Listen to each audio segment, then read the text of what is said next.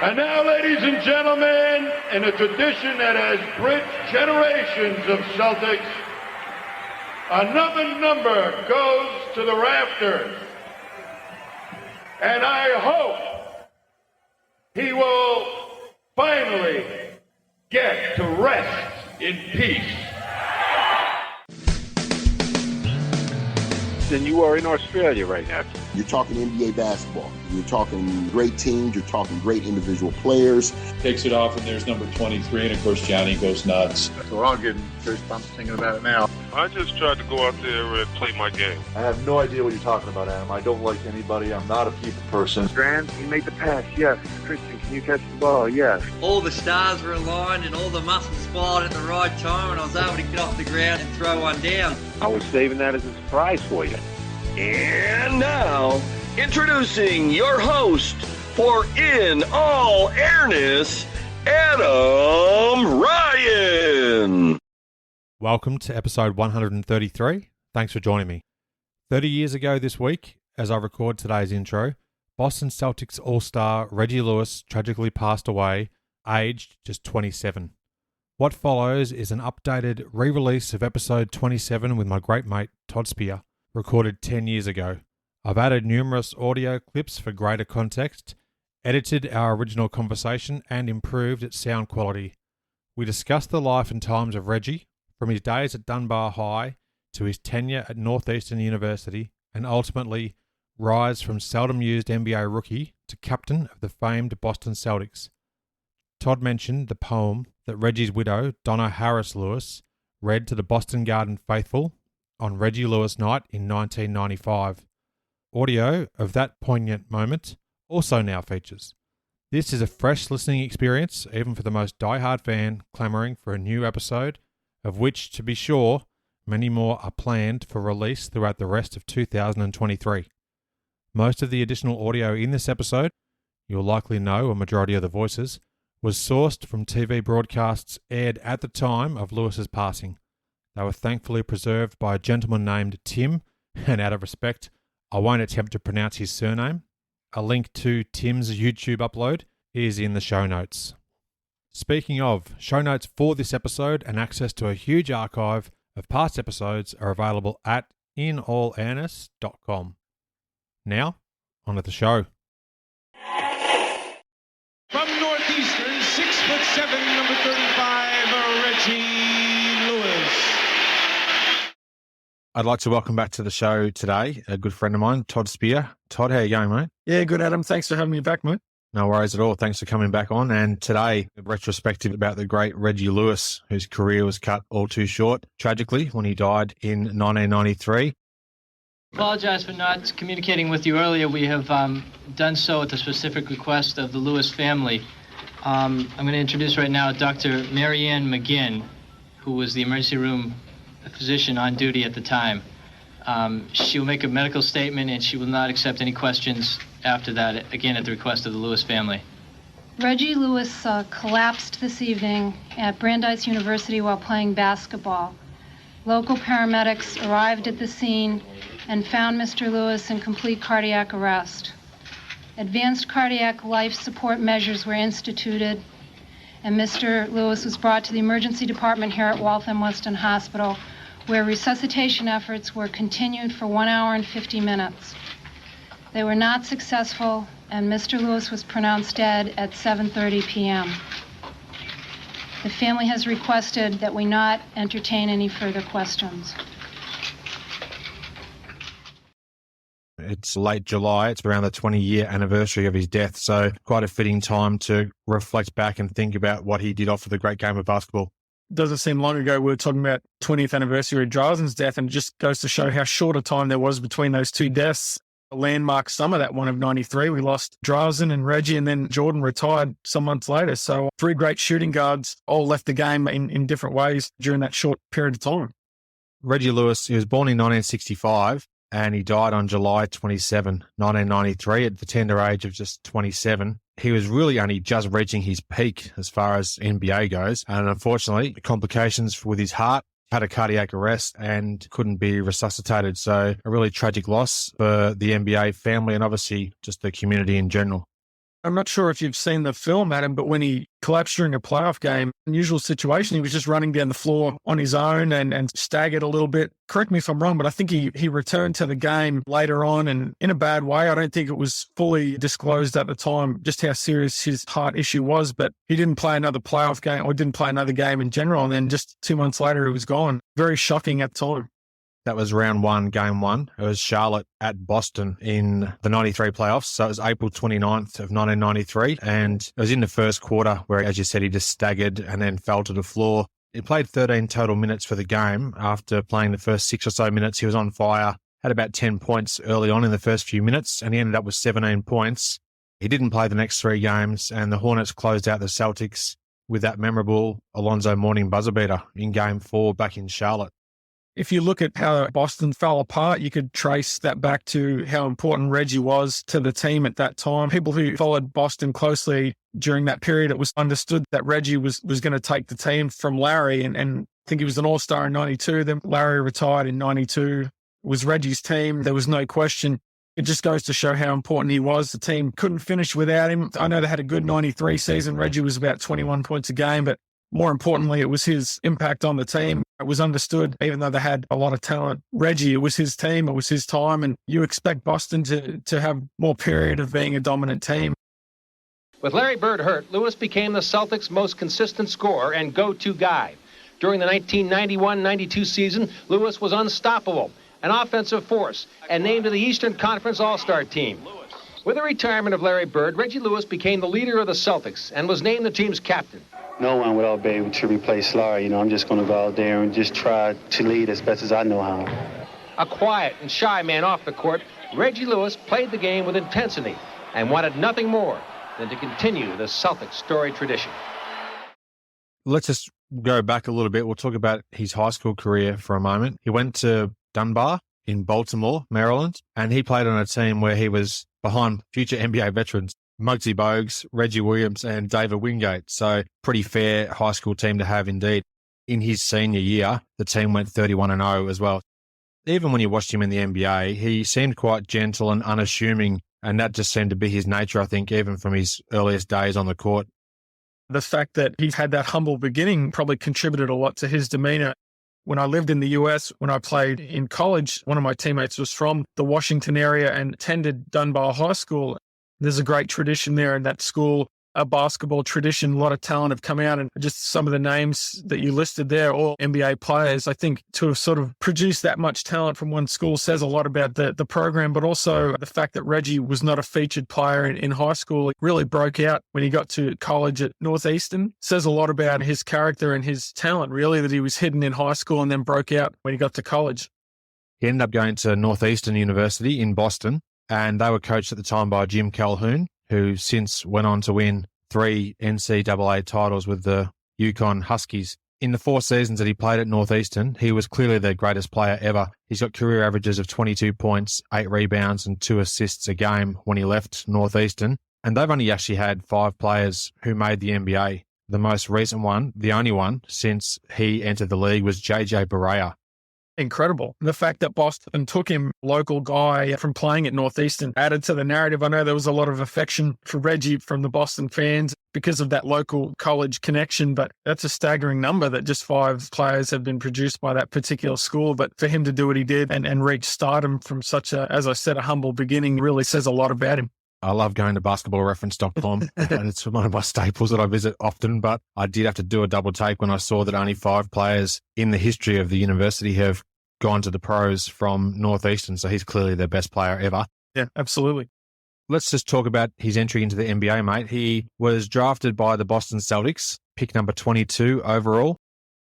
On a June day in 1987, the Celtics made Lewis their number 1 pick in the college draft.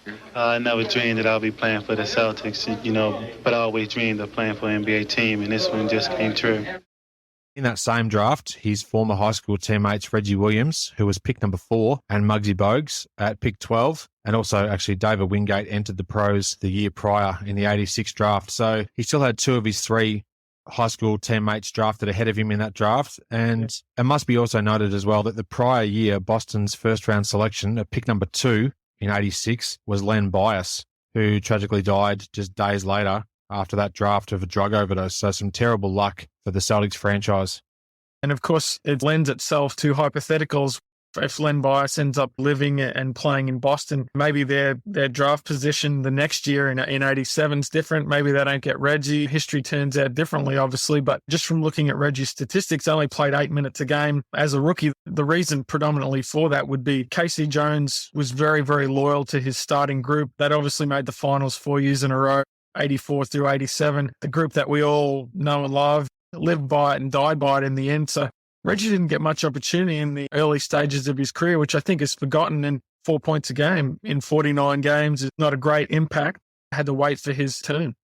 He played 450 NBA games in total, and his career averages were 17.6 points a game, 4.3 boards and 2.6 assists, and also 1.3 steals a game. So his stats were obviously very good, and that includes his rookie year where, as you said, he didn't get a whole lot of court time. But after his rookie season, he missed just 9 regular season games for the next 5 full seasons. He also benefited from Larry Bird's increasing injury issues, particularly in 1989 when Bird played only 6 games, which gave Reggie a lot more court time, and it showed the Celtics fans and the NBA community in general that he was more than the real deal.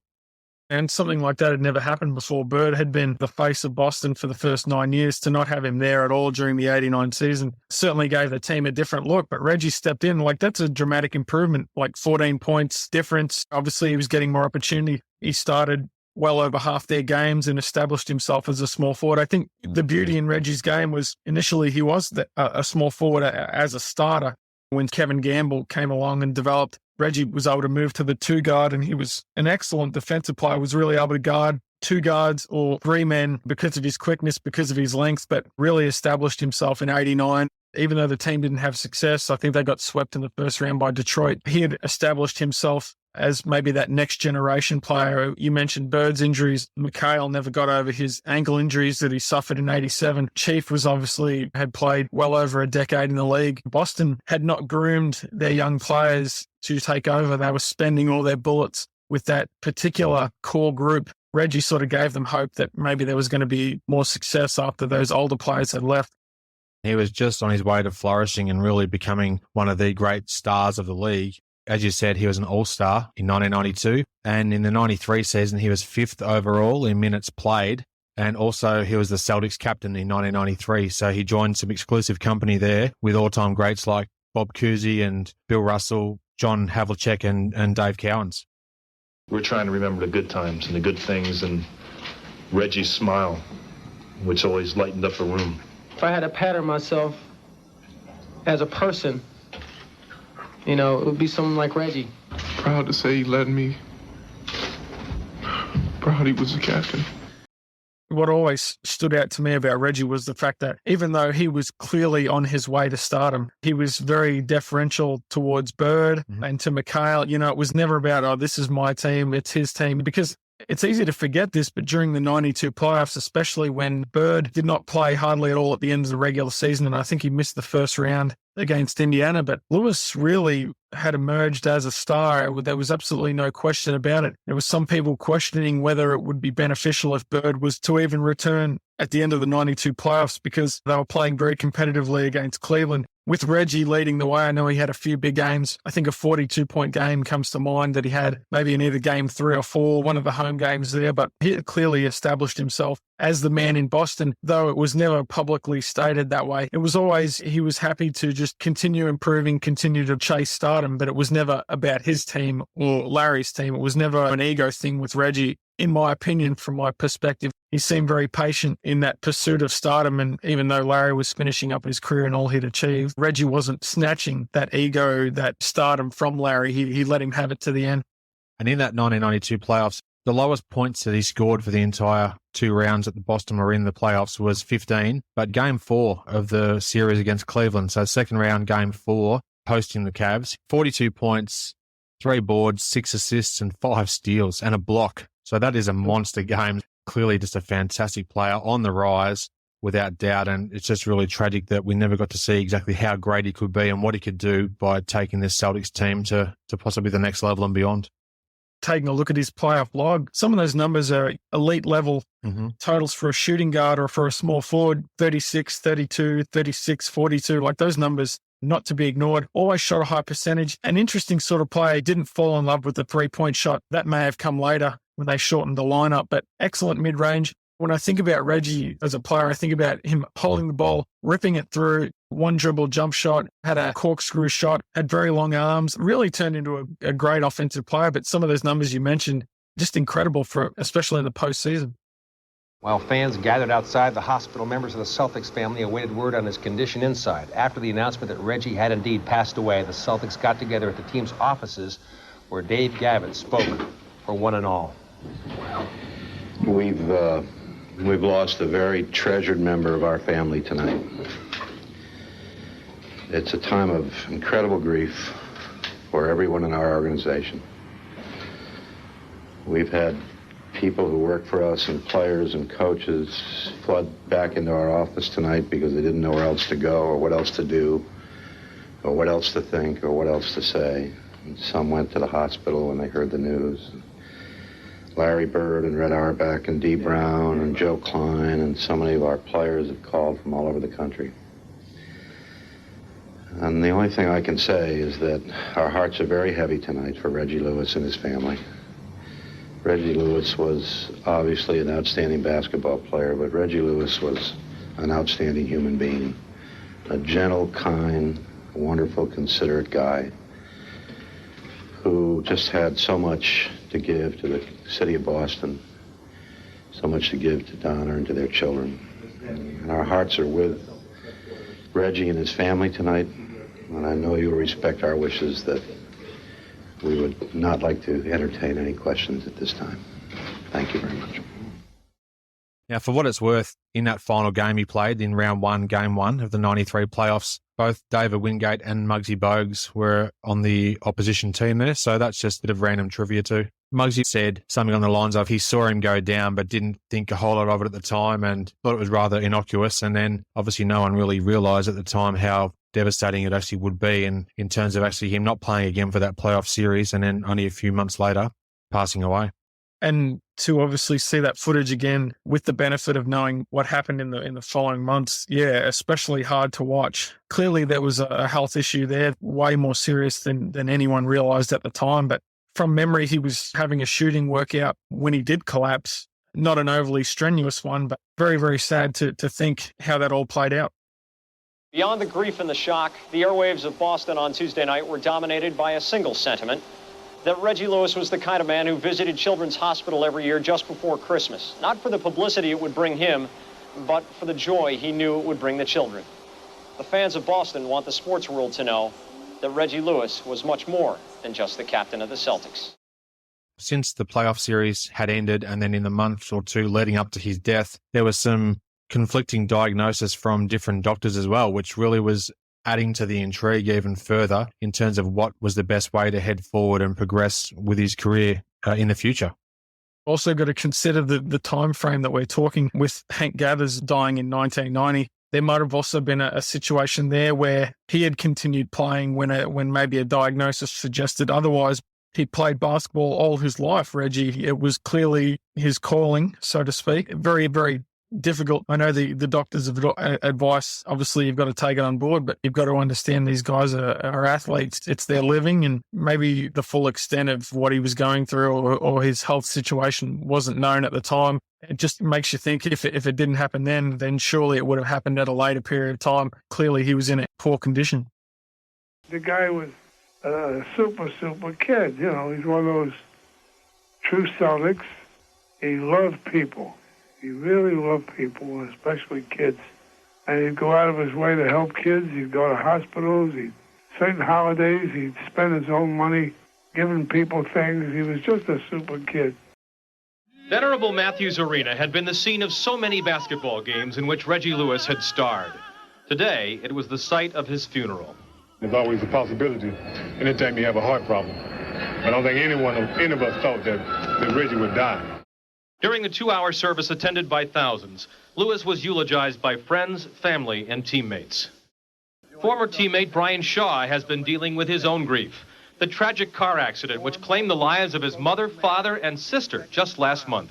Reggie had always been there for me, especially during the recent tragedy that I had experienced in my life. I would do everything within my power to help ensure that his family would continue to be supported with the same love and spirit that Reggie demonstrated. And I can only hope that everyone else does the same. An interesting side note for Australian basketball fans, and even those overseas who will be familiar with this guy, Andre Lafleur, who did play for about 4 or 5 years here in Australia's National Basketball League back in the 1990s. He was a roommate of Reggie Lewis at Northeastern and was very close to him, gave a eulogy for Lewis at his funeral. So obviously they had some very close ties. He was a member of the Gold Coast Rollers here in Australia's NBL that I can definitely remember, and he was quite a flashy player in the NBL here. So he has a link to Australia, somewhat strained link, I guess you'd say, but still nonetheless an interesting side note there.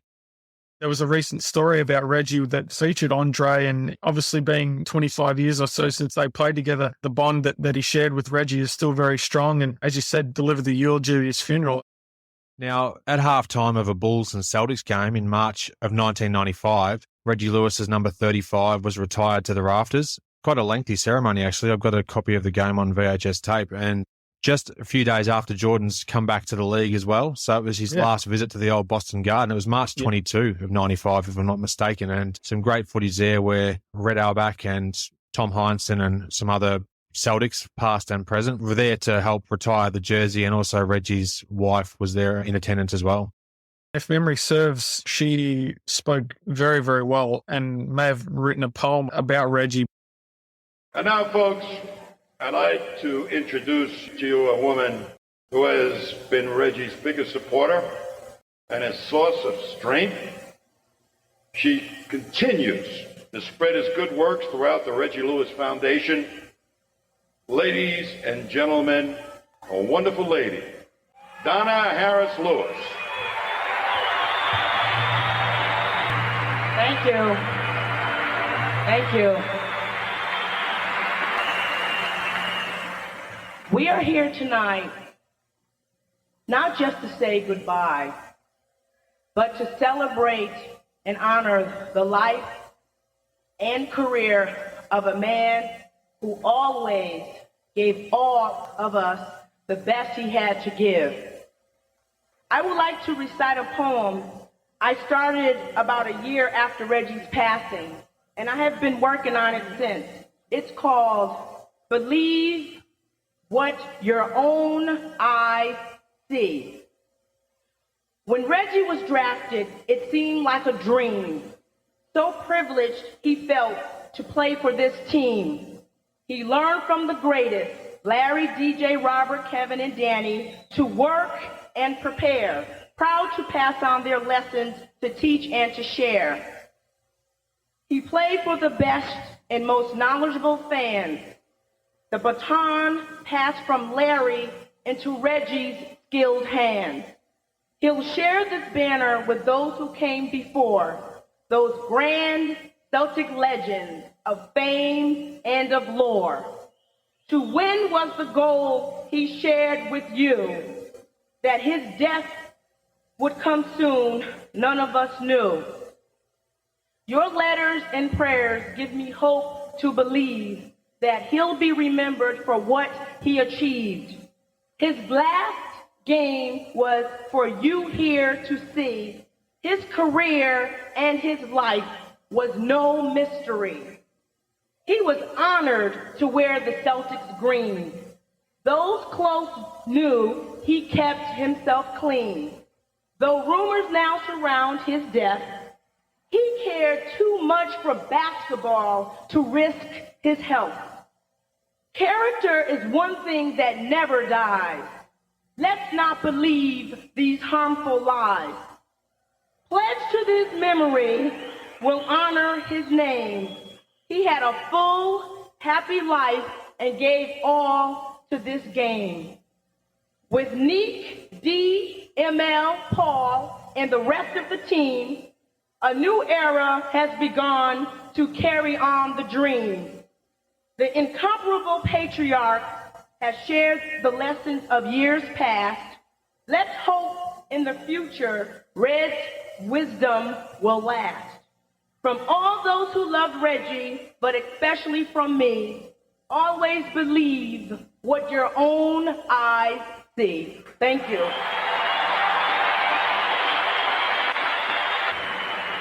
And now, ladies and gentlemen, in a tradition that has bridged generations of Celtics, another number goes to the rafters. And I hope he will finally get to rest in peace. Ceremony they should have been having, say, 10 years after his career should have been complete.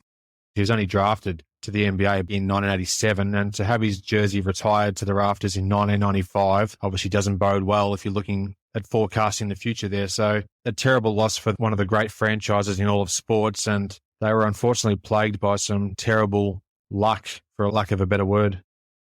It's not the saddest thing, obviously, about the situation because there was a loss of life there, but very consistent with Drazen's story in New Jersey. Both franchises, it took them time to recover from the deaths of those particular players. And for whatever reason, it seemed the emotional toll, it was just too much. I know Boston actually went all the way to the bottom for their rebuild. I think they won 15 games in 97, but they weren't able to recover from Reggie's death, in my opinion, until Pierce came along in 99. It just really rocked them. And he surely was the guy that was going to be the face of that team for the next 5 or 6 years, well into his early 30s. But with his death, it changed the complex of that franchise. As I said, obviously not the saddest thing about that situation, but certainly something that we can't overlook, the impact that it had on the franchise. Now, in 1994, the Celts went 32-50. In 1995, they went 35-47. 96, they went back to 33-49 under ML Carr after Chris Ford had left. And then 15-67, as you said, back in the 97 season. So that was brutal. When it got to 1998, it was the Rick Pitino era. They went 36-46, but his style of play didn't mesh with some of the players after a while, and that grew thin pretty quickly. And then again, 19-31 back in the 1999 season, which was the lockout shortened season. Really, once the truth did enter the Celtics, that's when it started to pick themselves back up because they couldn't go any lower for that period of time. So it really sent them into some spiral. Absolutely. In those situations, we turn to the hypotheticals and wonder what if. We saw enough of Reggie to know he was certainly well on his way. What's interesting, we touched on it earlier, but with Jordan gone, it always interests me that the player who was the All-NBA first-team shooting guard the following year was Latrell Sprewell. As good a player as Sprewell was, it just seems that the position took a real hit in that particular time. I look at Sprewell's emergence. I look at Reggie Miller's emergence in the 94 playoffs. I think he had that breakout series against the Knicks. I always wonder if it was going to be Reggie Lewis's turn to have a moment or Drazen's turn to have a moment. Because you look at Sprewell, you look at Miller, other guys who emerged in Jordan's absence, they became elite level at their position. Easy to imagine that happening to Reggie Lewis or happening to Drazen.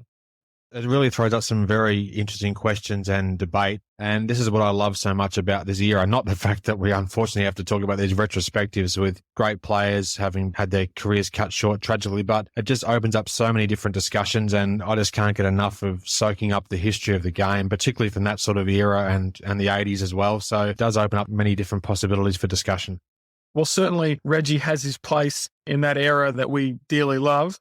It should be for the reason that what a great player that we saw as opposed to his early demise. Certainly when we think of him, we should think about his impact on the game as opposed to his premature deaths. Couldn't agree more, mate. Now, how can people get in touch with you if they wish to? Well, I'm eagerly awaiting my 20-second follower on Twitter. So ToddSpear35, jump online and follow my one tweet per month. That would be terrific. But otherwise, I look forward to my next appearance. Thank you very much, mate, for joining me again, and I look forward to chatting with you in another episode in the not-too-distant future. Always enjoyed, mate. Keep churning out the great podcasts. Always enjoy them. Thanks, mate. Thanks for listening. I welcome your interaction with the show. Tap the microphone icon on my website to send me a voicemail. You can suggest discussion topics or guests you'd like to hear conversations with. Worldwide, the show has 198 ratings on Apple Podcasts, with an average of 4.9 stars, with 101 reviews across all providers. Thanks for your continued support. If you add a review, I'd love to read it out on a future episode. Your ratings and reviews are one of the best ways to support the podcast. If you enjoy the show, please do tell your basketball-loving friends about it. Word-of-mouth recommendations are truly worth their weight in gold. Stay up to date with my podcast and subscribe to my free NBA history newsletter. You'll receive exclusive details on upcoming episodes, future guests to appear on the show, and more. Sign up via my website or simply email me inallairness@gmail.com. You can follow my show in various ways. Search In All Airness, 3 words, on your listening app of choice. The show is available on most platforms. Check the podcast archive for plenty more episodes with a great range of guests. Join me next time for another edition of the show.